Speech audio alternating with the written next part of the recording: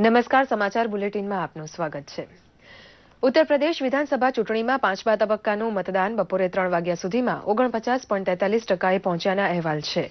અમેઠી, સુલતાનપુર, ફૈઝાબાદ, આંબેડકરનગર, બહરાઇચ, શ્રાવસ્તી, બલરામપુર, ગોંડા, બસ્તી, સિદ્ધાર્થનગર અને સંત કબીરનગરના 11 જિલ્લાઓની 51 બેઠક પર ઉભેલા 600થી વધુ ઉમેદવારોનું ભાવિ ઈવીએમમાં સીલ થશે. આંબેડકરનગર જિલ્લાની અલ્લાપુર સીટ પરના ઉમેદવારનું નિધન થતાં ચૂંટણી પંચે મતદાન સ્થગિત કરીને આવતા મહિનાની 9મી તારીખે મતદાનનું આયોજન કરાયું છે. આ વખતે અયોધ્યામાં સાધુ સંતોએ પોતાના મતાધિકારનો ઉપયોગ કર્યો હતો, તો અમેઠીમાં રાજઘરાનાની 2 રાણીઓ ચૂંટણી લડતા ચૂંટણી પારો ચરમસીમાએ પહોંચ્યો છે.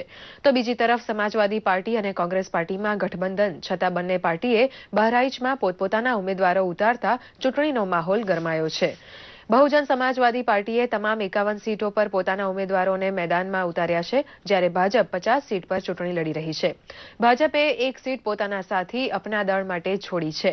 સમાજવાદી પાર્ટી 43 સીટ અને તેમની સાથી પાર્ટી કોંગ્રેસ 14 સીટ પર ચૂંટણી લડી રહી છે.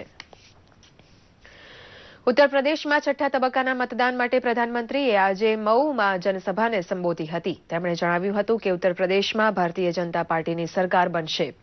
પ્રધાનમંત્રીએ અન્ય રાજકીય પક્ષોની ઝાટકણી કાઢતા જણાવ્યું હતું કે બધા પક્ષો ભરપૂર પ્રયત્નો કરી રહ્યા છે કે ઉત્તર પ્રદેશમાં કોઈને પણ પૂર્ણ બહુમતી ન મળે, પરંતુ મારે પૂરા પૂર્વાંચલનો વિકાસ કરવો છે અને ભારતીય જનતા પાર્ટીની સરકાર ગરીબોના ઉત્થાન માટે કામ કરશે.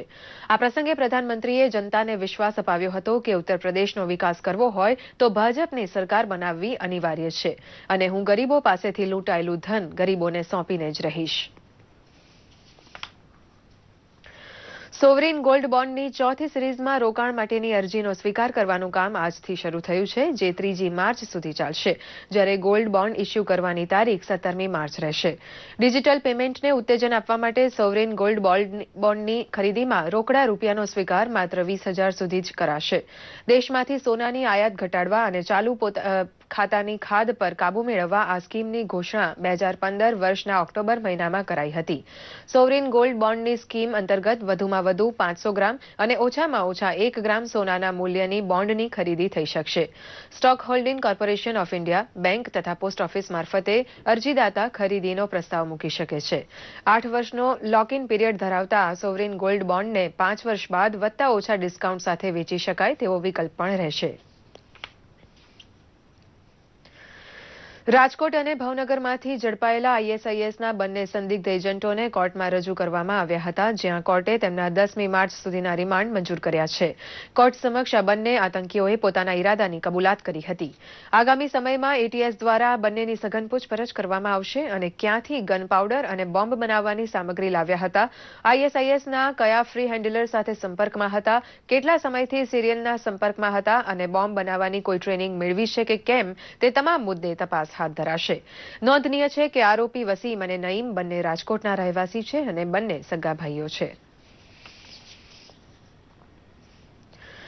વિધાનસભામાં આજે પ્રશ્નોત્તરી કાળ દરમિયાન વિરોધ પક્ષ દ્વારા કાયદા વ્યવસ્થાની સ્થિતિ કથળી હોવાની બુમરાણ મચાવવામાં આવી હતી. એટીએસ દ્વારા આઈએસઆઈએસના બંને એજન્ટોની ગુજરાતમાંથી ધરપકડ કરવામાં આવી હતી, જે મામલે વિરોધ પક્ષ તરફથી તેઓ ભાજપના કાર્યકર્તા છે એ પ્રકારના આક્ષેપ અંગે ગૃહ રાજ્યમંત્રી પ્રદીપસિંહ જાડેજાએ જણાવ્યું હતું કે ભાજપાનો કોઈ પણ કાર્યકર્તા આઈએસઆઈએસ સાથે જોડાયેલ નથી.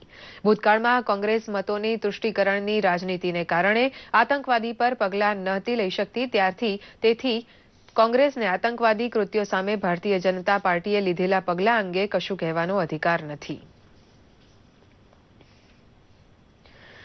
તાપી જિલ્લાના સોનગઢમાં 2 વર્ષ પહેલા નોંધાયેલા છેતરપિંડીના કેસમાં પોલીસે 2 આરોપીની ઓરિસ્સાથી ધરપકડ કરી છે. સોનગઢમાં 2 વર્ષ પહેલા ઓસ્કાર કોઓપરેટિવ ક્રેડિટ સોસાયટીના નામે 17 જેટલા ઇસમોએ આશરે 3,000 ગરીબ આદિવાસી અને મજૂર વર્ગના લોકો સાથે વધુ વ્યાજ આપવાના નામે છેતરપિંડી આચરી હતી. 2 વર્ષના સમયગાળામાં આ કંપનીએ આશરે 2.5 કરોડનું ફુલેકું કરી પલાયન થઈ ગયા હતા. થાપણદારોને બમણું વ્યાજ આપવાના નામે આ કંપનીએ 3,000થી વધુ સભ્યો બનાવ્યા અને રાતોરાત પલાયન થઈ જતા સમગ્ર સોનગઢમાં સોપો પડી ગયો હતો. પોલીસ ફરિયાદ નોંધાયાના 2 વર્ષ બાદ આ ગુનાના 2 આરોપીઓની ધરપકડ થતા થાપણદારોને પોતાના રૂપિયા પરત મળવાની આશા જાગી છે. અને આ સાથે જ આ સમાચાર બુલેટિન અહીં સમાપ્ત થાય છે. નમસ્કાર.